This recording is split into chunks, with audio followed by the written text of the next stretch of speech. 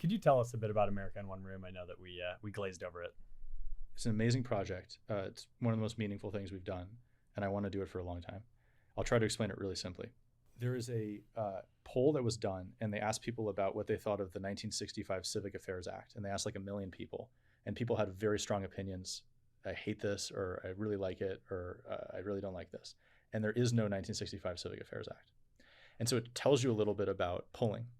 And another issue is polarization in America, which I don't need to summarize.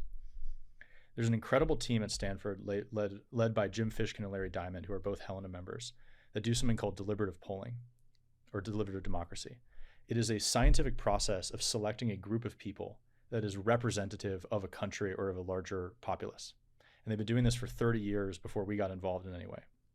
We worked with them and took that and did a project called America in One Room. And this was in 2019. We got 535 people that were as accurate a representation of the US voting electorate as possible. And we had a control group that was a similar size. We raised the money and then bought out the Gaylord Texan Hotel in Texas. We're the largest hotel in Texas. We kicked everybody out of the hotel and we flew the 535 people, like we flew America to One Room. Before they arrived, we polled them on what they thought of what their political views were in the 2020, heading up to the 2020 general election. What do you think about immigration? What do you think about this? Very detailed polls before they arrived. So we got the starting value, which looked very much like what a Pew poll or a regular poll would say. They then spent 3 magical days together, which I don't have enough time to explain in detail, but they debated for 9 hours a day, and then they talked to the presidential candidates and other experts at night, and then they did it again, and then they did it again.